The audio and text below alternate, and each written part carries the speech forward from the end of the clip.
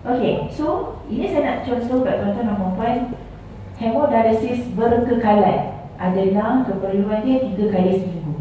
Kenapa 3? Kenapa bukan 2? Kenapa bukan 1? Okey, untuk mencapai tahap oksin yang stabil dalam darah, kita memang perlukan 3 kali. Tapi kadang-kadang orang yang mula-mula didiagnose ada penyakit pembedahan kronik, doktor start 2 kali seminggu pun ada. Tengok atas berapa kritikalnya keadaan pinggang. Tapi apa-apa pun, in general, kita perlukan 3 kali seminggu, 4 jam sekali. Wajib. Okey, dan macam mana kita kena ada fistula lah, buat fistula. Bila mana tuan-tuan dan puan-puan ada masalah pinggang tahap 4, persiapan untuk buat tapak tu dah kena ada. Nak dialisis tu dah kena ada. Tak bermakna kita nak start dialisis. Kita kena ada persiapan. Sebab pinggang kita tahu dia akan naik slowly kan. Dia tak akan turun dah. Dia naik dan naik. So saya selalu cakap dengan pesakit saya, nak buat dialisis ni macam kahwin. Mula-mula mengisik dulu, batu-batu tunang, baru kahwin. Dia tak boleh tiba-tiba nak kahwin, tak boleh. So apa yang mengisik maksud saya, bila you dah ada tahap 4, you dah kena start buat persiapan. Persiapan tu macam mana? Lepas ni nak dialisis macam mana? Dialisis air, dialisis darah. Siapa nak hantar? Kat mana nak dialisis? Siapa nak bayar? Itu persiapan maksudnya. Okay, tak bermakna kita nak dialisis dan. Tapi yang selalu saya hadap dekat hospital ialah time tu lah dia datang, time tu lah dia sebut, time tu lah dia nak fikir, time tu lah semua dia nak buat. Okay, so saya nasihatkan, jangan terkejut bila mana doktor cerita, tuan nanti nak kena dialisis, bukan sekarang, kena persiapan, kena buat. Inilah persiapan dia. Okay, alright, sebab dialisis ni saya bukan dialisis tuan-tuan dan puan-puan saja, seluruh keluarga. Okay, seluruh keluarga, sokongan keluarga sangat penting. Okay, bukan, penyakit ni bukan penyakit tuan-tuan seorang, penyakit semua orang dalam rumah tu. Siapa nak bawa, siapa nak jaga daripada dialisis penat kan? So benda tu kita kena ambil cara lah.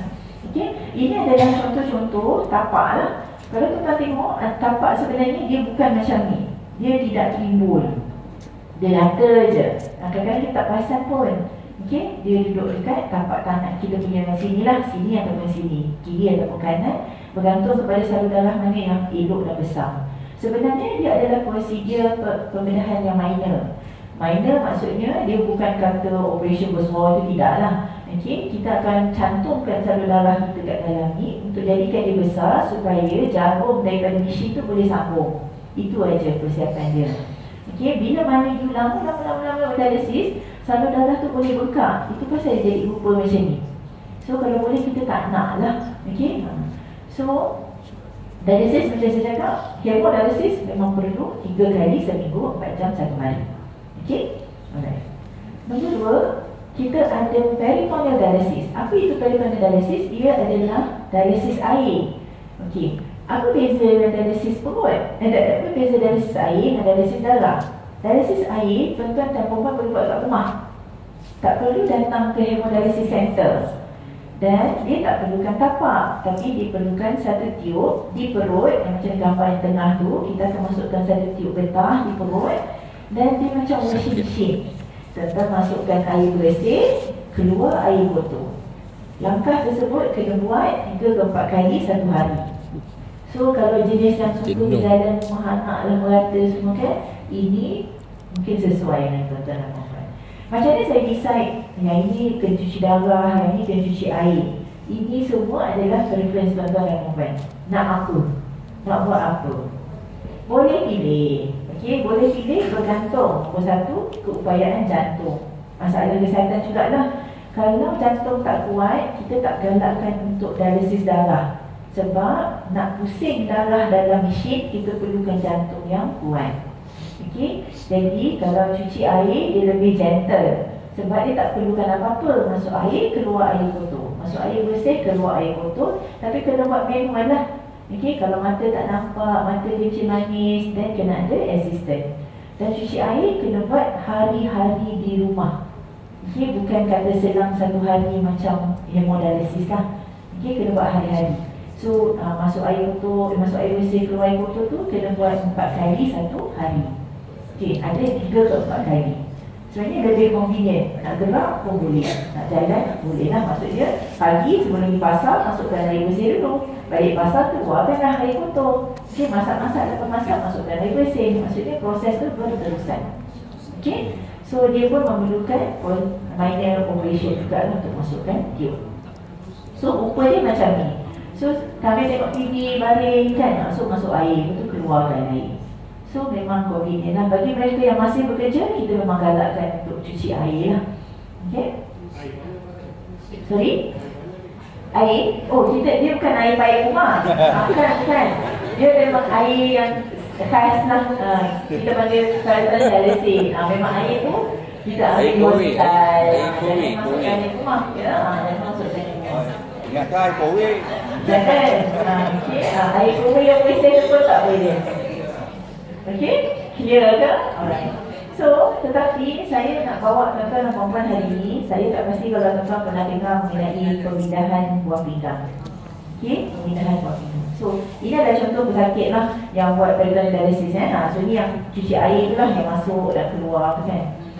Okay, so dia bukan mesin. Dia memang kat rumah. Okay, memang kat rumah buat sendiri. Tak ada visi pun. Kita akan ajar. Jangan risau. Setiap yang kita nak buat, kita memang ajar sampai pandai. Baru boleh buat kat rumah. Okay. So saya nak bawa tuan-tuan dan puan-puan hari ini kepada pemindahan buah pinggang. Okay, saya terlibat 80% dengan pemindahan buah pinggang. Okay, Malaysia kita punya kadar pemindahan buah pinggang dah makin meningkat. Kesedaran dah makin meningkat.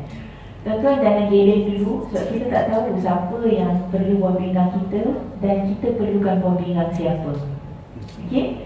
Alright. Allah dah jadikan memang sangat cantik. 2 buah pinggang dan manusia boleh hidup dengan 1 buah pinggang. Okay? So, ini adalah proses buah pinggang lah. Okay, pemindahan buah pinggang, kalau tuan-tuan tengok saya cakap tadi, daripada 10 tahun 2022, 10,000 orang perlukan dialisis. Okay? Tapi hanya 200 orang yang pergi buat pemindahan buah pinggang. Kenapa? Satu ialah awareness lah. Sebab kita tak ramai, tak terbuka. Kita semua tak terbuka untuk bincang pasal benda ni. Tapi saya ambil peluang untuk cerita bahawa at least tuan-tuan tahu apa yang berlaku dekat luar sana. Pemindahan buah pinggang sebenarnya dia ada penderma hidup dan ada penderma mati. Contoh, saya sakit buah pinggang, saya perlukan dialisis tapi saya tak nak dialisis. Saya perlukan seorang penderma untuk bagi saya buah pinggang. Saya ada anak yang mungkin cukup umur untuk bagi saya buah pinggang. So itu kita panggil penderma hidup. Okay, kalau dia match dengan darah saya boleh dapat buah pinggang dia. Andai kata saya tak ada penderma yang hidup, okay, adakah saya tak boleh dapat buah pinggang? Tidak. Di Malaysia kita ada sistem nama dia MyCars. Okay, di mana bila mana tuan-puan dah start dialisis, secara automatik dia dah termasuk dalam senarai penerima. Bila mana katalah saya meninggal, saya bukan penerima lah, saya meninggal, saya sihat, tapi saya telah sampai ke hasrat saya, nanti kalau ibu meninggal, buah pinggang boleh derma. Okay? Dan seseorang menyampaikan niat saya tersebut, bila mana saya nak bagi dan saya meninggal di hospital, okay, kita akan cari penerima yang sesuai darah dia, yang sesuai. Kalau saya A, saya kena A lah, untuk diberikan buah pinggang saya. Setakat dari tahun ini adalah tahun tertinggi kita buat pemindahan buah pinggang, sama ada hidup ataupun yang telah meninggal. Ya, selalunya kurang daripada 100. Tapi sampai ke November ni kita dah cecah dah 100. So Alhamdulillah.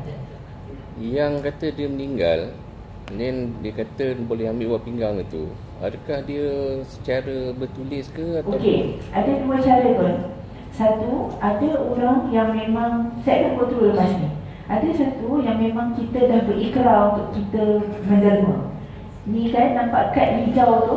Okay, kalau tuan-tuan pergi kat mana-mana tempat yang ada buat promotion organ donation, pemindahan organ, dia kita boleh berikrar untuk jadi penderma. So bila mana kita meninggal, keluarkan kad itu, kita dah bulan ini sudah berikrar untuk buah pinggang, kita mungkin boleh ambil. Walau demikian, kita kena tanya keluarga. Keluarga tak setuju, dia ada kad 10 pun saya tak ambil.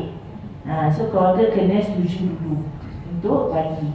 Kalau dia meninggal kat rumah tak boleh ya, dia kena meninggal di hospital. Okey, jangan yang bawa badan body tu ke hospital, tak boleh. Yang meninggal di hospital. So orang yang macam ni kita ambil mati otak ataupun yang sudah mati otak lah.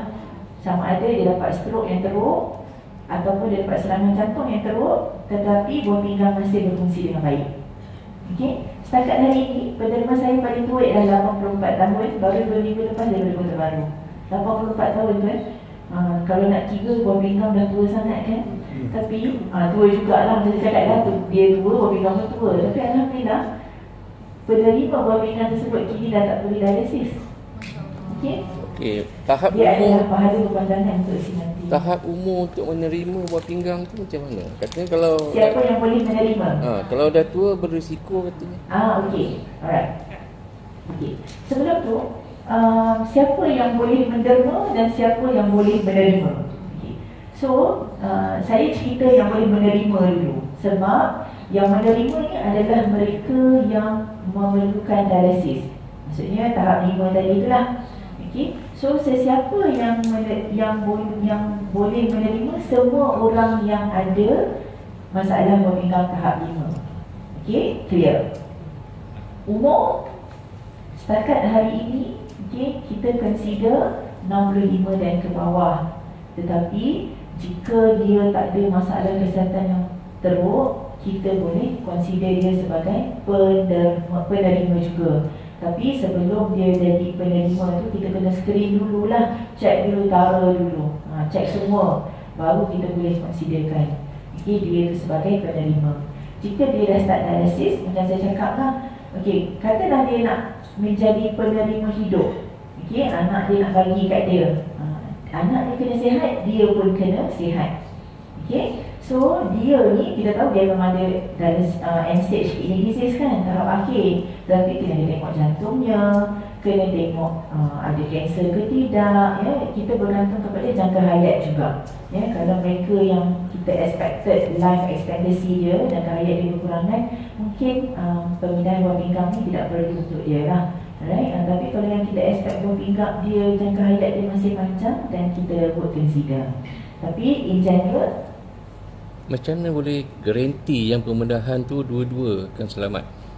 Dua-dua akan selamat, okey. Sebab ada kes rasa dia derma dan dia pun tak sihat, dan dua-dua tak sihat. Okey, alright.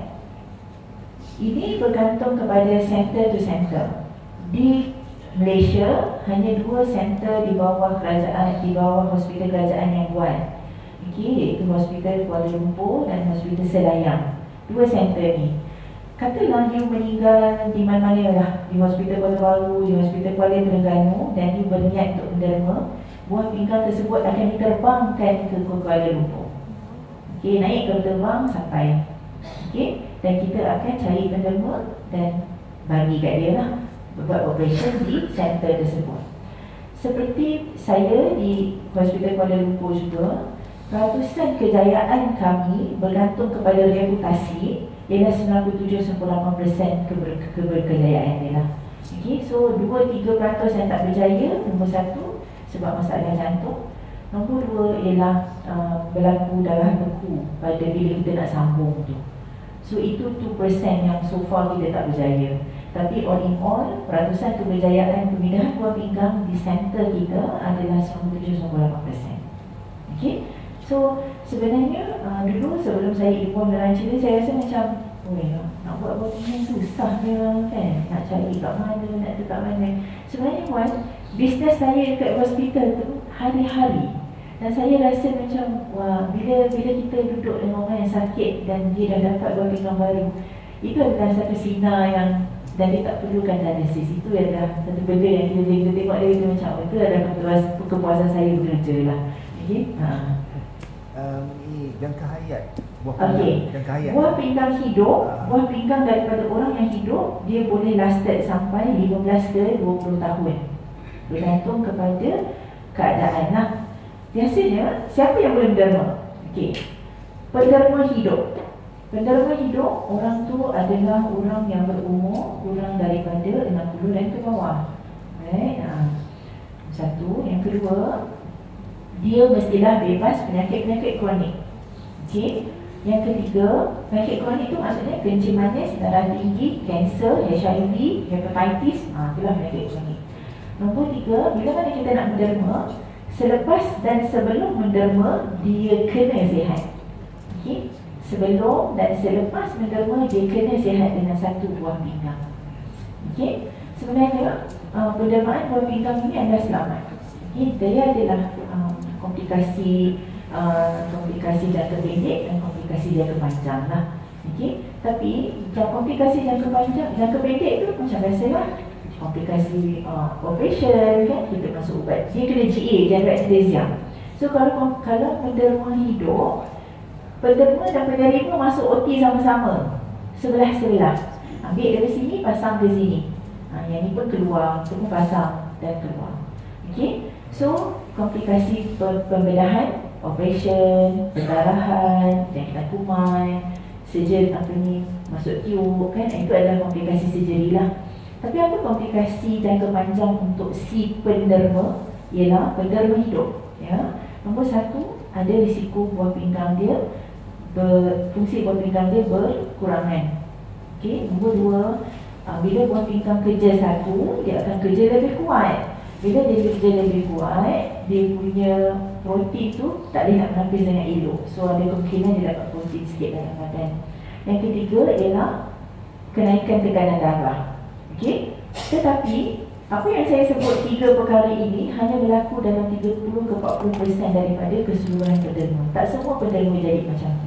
Bila mana you dah menjadi penderma, kita akan monitor pesakit tersebut. Penderma tersebut saya tak 3 bulan di hospital untuk tengok tekanan darah, untuk tengok bacaan buah pinggang. Okey, so macam saya cakap, penderma kena sihat sebelum dan selepas. Nak bagi, kena bagi buah pinggang yang elok. Okey, dan lepas dia bagi buah pinggang pun dia masih lagi sihat dengan satu. Okey, penerima sama juga, dia kena sihat. Sihat in a way, dia memang ada masalah buah pinggang, tapi masalah jantung tak ada masalah thyroid, masalah salur darah elok, ya. So untuk pastikan benda yang dia dapat yang bernilai itu, dia dapat sustain dalam badan dia. Okey, baik. So selain daripada kita boleh derma buah pinggang, apa lagi kita boleh derma? Kita boleh derma incap jantung. Okey, incap jantung tu kita boleh menderma. Kita boleh derma paru-paru dan juga kita boleh menderma hati. Ini adalah tisu atau organ yang kita boleh derma lepas kita meninggal nanti. Okey, maksudnya kita akan offer lah. Dan juga mata, ya, kornea mata, satu lapisan mata, tulang dan juga kulit. Tuan-tuan jangan risau, bila mana kita, katalah kita mengambil organ-organ dan tisu daripada mereka yang dah meninggal dunia. Okey, dari segi Islam, okey, dia tak ada cakap kita perlu memuliakan si mati, betul. Dia, bila kita ambil, contoh saya buat mata, ya, kita keluarkan, keluarga akan menerima dalam keadaan yang paling sempurna. Kita akan tutup dan masukkan bola mata yang palsu. Jangan risau. So dia tak adalah nampak, tak ada. Okey, juga sama juga dengan jantung, hati, semuanya kita akan tutup seperti asal lah, macam selepas operation lah. Okey, so macam tulang kita ambil tu, kita akan gantikan semula tempat yang kita ambil tu dengan artificial lah, ya, kita letak sesuatu di sini. Ada tisu ke? Okey, tulang kita kena, kita tahu yang kanser tulang kan, so kita boleh ambil tulang yang tisu tulang, tu lah tisu tulang. Dua kata tulang segala kita keluarkan tulang tu, betul. Tapi tisu tu yang kita ambil masukkan mereka. Kita kena ambil kata. Bukan sumsum juga, memang tulang. So memang kita buat lah pendermaan tulang tu memang ada. Okay? So secara aktifnya kita selalu ambil buah pinggang dengan hati lah. Okay? So yang skin, kalau kulit ke apa, biasanya kita ambil di belakang. Untuk mereka yang terbakar, kan, kat hospital yang terbakar 90%, mana nak dapat? So mereka yang menderma inilah yang kita ambil kulit dan ganti kat sana. Sebenarnya jika tak berlaku kepada tuan-tuan, tuan-tuan tak akan merasakan kepentingan tersebut. Saya cerita pengalaman saya, sebab saya ada anak yang mungkin disahkan kanser tulang. Okey, bila mana saya terlibat dengan benda ni, tuan-tuan, baru saya rasa yang oh, ini saya tak pernah tahu sebelum ni. Okey, so sebagai seorang ibu dan saya berjaya dengan benda ni, saya rasa pentingnya kita ada kesedaran tersebut. Okey, so kita tak ada keluarga, mungkin kita ada keluarga yang ada penyakit buah pinggang.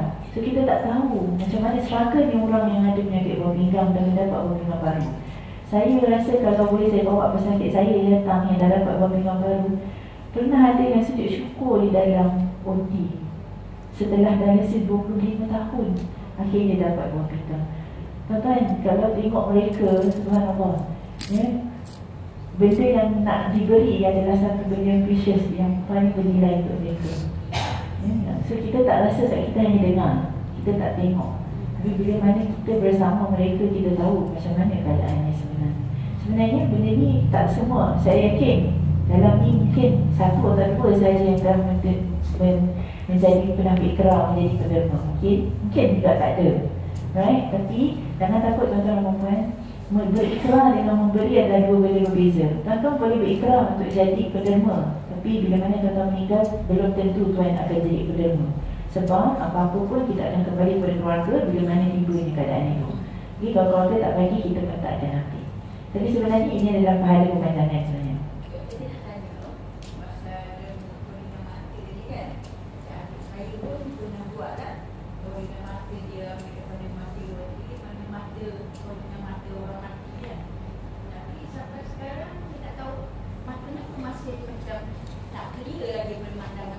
Okey, saya tak boleh komen mata, tapi saya boleh buat perbandingan buah pinggang orang hidup dengan buah pinggang orang mati. Saya kata fakta mengatakan buah pinggang orang hidup dia boleh last 15 ke 20 tahun, tapi buah pinggang orang mati dia hanya boleh last dalam 10 tahun.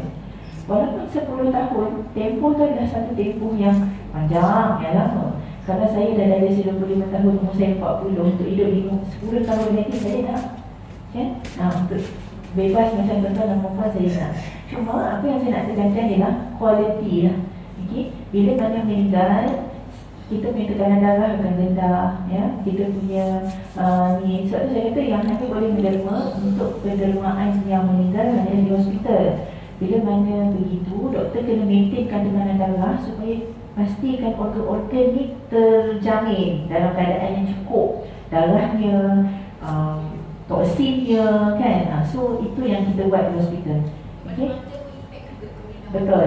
So kualiti orang yang nak cakapnya organ apa-apa pun, kualitinya orang yang meninggal hidup, orang yang meninggal dengan kornea yang hidup tu berbeza lah. Okay? Tapi daripada tak ada, lebih baik ada.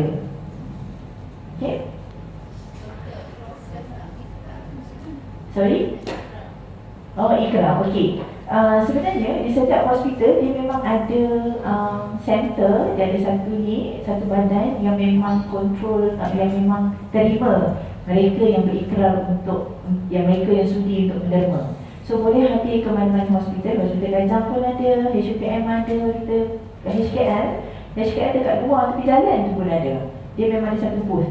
So kalau tuan-tuan berminat, just boleh pergi di situ, dapatkan maklumat, dia akan dapat kad tu lah. Okey, so macam saya cerita, siapa yang macam mana saya tak boleh memberi organ ni, kan? Mesti nombor satu, dia mesti darah yang sama. Okey, darah yang sama, saiz tubuh yang sama, okey, tisu yang sama. Maksudnya buah pinggang ke buah pinggang lah. Okey, darah A ke darah A. Right? Saya tak kata suami tak boleh bagi kat isteri, boleh. Tetapi dia macam enjin BMW bagi dekat enjin kancil lah, macam tu lah. So kalau boleh kita nak lebih juga. Okay? So dan juga status penyakit yang menderma, si penderma lah. So kita tak kisah dia Melayu, dia Cina, dia India, dia lelaki atau dia perempuan. Ini saya bercakap dalam konteks penerimaan mati. Penerimaan mati, saya pun tak tahu dia bangsa apa. Yang sampai dekat saya adalah buah pinggang, kumpulan darah A. Saya tahu penyakit dia apa. Tapi saya tak tahu dia lelaki, saya tak tahu dia bangsanya apa. Tapi secara umumnya itu yang kita buat. Okey, so penderma mati, kita tahu umur penderma berapa, penyakitnya apa, dan dia lelaki atau perempuan lah. Dan kita akan carikan penerima yang dalam list tu yang match dengan dia. Okey, so all in all, okey, yang menderma mestilah sihat fizikal, sihat mental, sama ada hidup ataupun yang meninggal pun kena sihat. Yang meninggal tu kena, sejarah kehidupan dia kena sihat lah. So sesiapa yang kencing manis tidak boleh menderma, sebab kita takut yang masuk tu pun sama. Kencing manis kita pun tak pasti orang yang elok boleh tidak. Parah ya, kanser tak boleh, HIV, hepatitis tak boleh ya. So ataupun penyakit-penyakit lain yang lebih spesifik. So untuk menjadi penderma, katalah yang berminat menjadi penderma hidup, dia nak bagi dekat kaum ahli keluarga yang dekat. Contoh anak, suami ke isteri, mak ke anak, anak ke mak ya. So kena lalui satu proses screening. Banyak kena buat, ambil darah, ambil kencing, buat scan. All in all, kita rasa macam keseluruhan medical check up. So andai kata along the way kita tangkap, oh ni tak boleh sebab ada ni, asalnya bagi banyak kita buat, banyak kita jumpa sebenarnya kan. So kalau tak boleh, dan tak boleh lah kena cari penderma baru. Tu kalau penderma hidup lah. Okay, alright. Okay, so ramai yang tanya saya, kata saya Muslim, saya ni penderma air mati lah saya dapat berpindah daripada siapa? Adakah orang tu Muslim ke tidak? Okay, sebenarnya buah pinggang kita tak ada agama, kita yang beragama. Okay, so bukan kata maksud saya Islam itu syumul untuk semua. Okay, so buah pinggang itu milik orang yang beragama Islam, tapi dia sebenarnya adalah untuk semua. Okay, so sebenarnya adakah ia bertentangan dengan agama? Tidak. Okay, hukumnya adalah harus. Kalau tengok fatwa pun, hukum pendermaan buah pinggang itu adalah harus. Okay, so kalau menjawab, ramai orang cakap pasal pendermaan buah pinggang ni, saya ada kencing manis, saya darah tinggi, boleh ke saya tak boleh berikan? Kencing manis definitely tak boleh jadi penderma buah pinggang. Okay, pendermaan organ. Tapi darah tinggi, jika darah tinggi dia terkawal dan dia tidak mendapat mana-mana kesan daripada darah tinggi tersebut, contoh serangan jantung ke, mata sebab darah tinggi ke, dia boleh menjadi penderma. Okay, so darah tinggi bukan memberhentikan dia menjadi penderma. Okay, so nombor 2, dia kata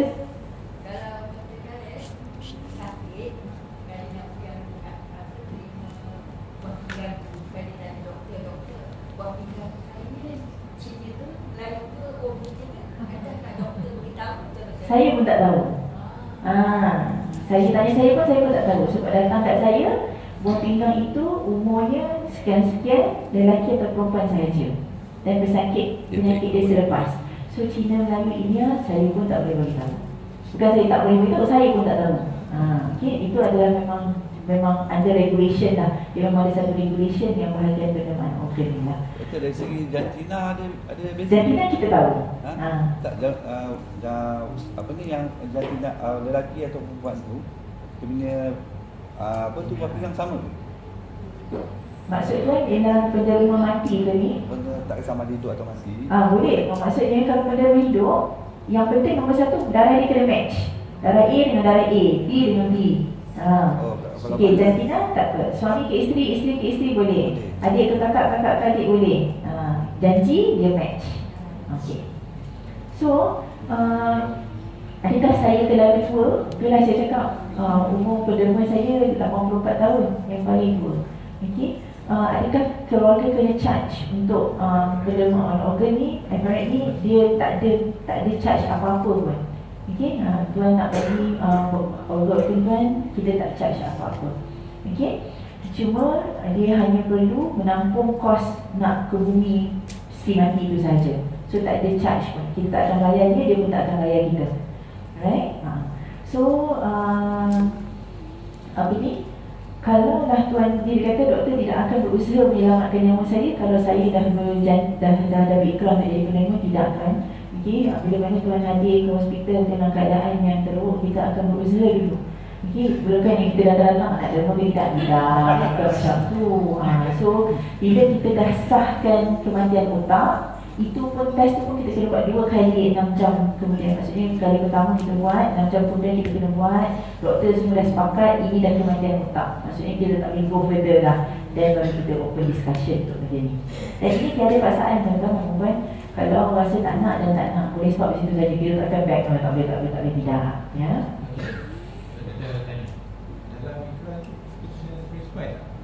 Boleh? Ya, memang kita kena satisfy.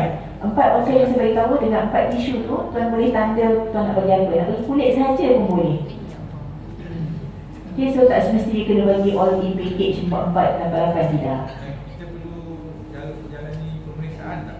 Okey, untuk pendermaan yang saya cakap ikrar tu adalah untuk penderma organ bila mana kita meninggal nanti. Kita tak perlu menjalani pemeriksaan. Okey, kita hanya perlu ikrar dia saja dulu. Berapa lama kalau ketika kita meninggal, berapa lama dia ambil masa untuk nak ambil barang tu? Okey. Prosesnya begini.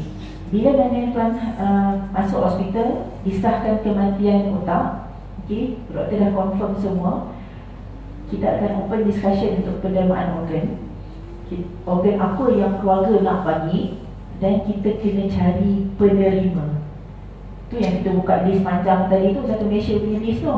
Okay. Jika ada yang keluarga bersetuju dan ada yang boleh menerima, proses dia dalam masa 24 jam tu kita akan begitu cepat. Okay. Tuan-tuan, yang meninggal di Sabah Sarawak pun kita bawa dia ke yang operation keluarkan tu di Sabah Sarawak, yang bawa balik ke KL ni adalah organ sahaja. Okay. So proses tu tidak akan dragkan pembumian biasanya. Okay. So dia akan berlaku dengan cepat. Kita faham konsep lagi cepat kita ke bumi lagi elok kan. So sebenarnya itu tidak menderaikan proses tu. Dan bergantung dari request keluarga jugalah, apa yang dia nak lah. Kita ni boleh bincang sebenarnya.